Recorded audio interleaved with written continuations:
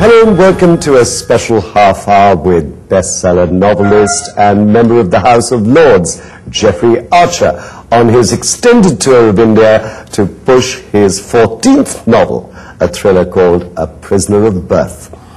Thriller after thriller. Indeed, your life, your own life, reads like one. How much of the stuff of your many vicissitudes, including a jail term, do you put into your books? I think any author is bound to use his own experience. When young people come to me and say, Geoffrey, I want to write a book, what should I do? And I say, well, you mustn't think like that. You shouldn't do a ghost book or a spy story or a war story because they're fashionable. You must write about what you know about. And I always quote Jane Austen, who only wrote 5 books in her life, arguably 5 of the greatest novels ever written. She lived in a small town in England. She wrote about a mother who was trying to get rid of 4 daughters, a mother trying to get rid of 3 daughters, a mother trying to get rid of 2 daughters, and a daughter trying to get rid of herself. Well, and that's genius. Well, the classic plot. It is. And you write what you know, what you understand, and if you're any good at it, and you can make them turn the page, they'll turn the page. You spent 2 years in jail on charges of perjury, and you made a real hit out of your jail term, didn't you? Writing those 3 volumes of prison diaries and also appearing on stage. So jail, that prison term, the horror of being in Belmarsh, one of the worst prisons in England, that's at the core of A Prisoner of Birth, isn't it? But you're right about the first point, Sunil, because the 3 prison diaries, I wrote 1 million words in 1 year. Normally in a hard-working year I'll write 150,000 words. I wrote Prison Diary 1, Prison Diary 2, Prison Diary 3, all within a year. And how hard was it doing it in a prison cell? Well, ironically, I always say again when people come, you must get away from what you're doing. If you were kind enough to come to me and say, instead of writing my normal books, Geoffrey, I'm going to write a novel, I would say you've got to get away. You must have at least 3 months away from everyone. So it was heaven sent. In a way, the great Alan Corran, who you will have probably known personally, lovely writer, he wrote to the governor and complained. He said, I want Geoffrey out and I want to come in. I understand he's sitting in a cell with a pad and paper, 3 meals a day, no one bothering him. It's exactly what I need. But it was a bit noisy. It was noisy. What is it about your life and work wherein you've turned every great disadvantage, in fact disasters, endless court cases, scandals, into advantage? You just picked yourself up from the bootstraps each time, crisis after crisis, and produced bestsellers that sell a total of 135 million copies. I think if you ever sit down and start crying, or you ever look over your shoulder, you will stop. You will just stand still. So yes, there have been some disasters, and you've got to sort of brush yourself off and get on with it. You can always find excuses. You can always say it's someone else's fault, or it wasn't really fair. That's rubbish. It's always your fault.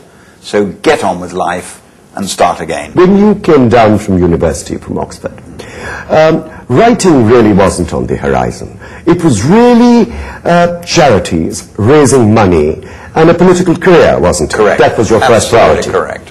That's what I wanted to do. I entered the House I was on the Greater London Council at the age of 25. I'd entered the House of Commons by the age of 29, in the days when Harold Wilson was Prime Minister and Sir Alec Douglas Hume was Leader of the Opposition. And that's what I wanted to do. I wanted to be a politician. But writing came strangely because I made a very foolish investment in a company called Aquablast. And I lost everything I'd earned and double, because I was stupid enough to invest more than I'd got, and sat down and wrote my first book, Not a Penny More, Not a Penny Less, the story of 4 men who between them lose a fortune. And one of them, an American Rhodes Scholar, calls them together. Now, I read regularly, Sunil, in the press that this was an instant bestseller. It sold 3,000 copies, and it took a whole year to sell 3,000 copies. My life didn't really take off, and India is a classic example. My life didn't take off until Cain and Abel.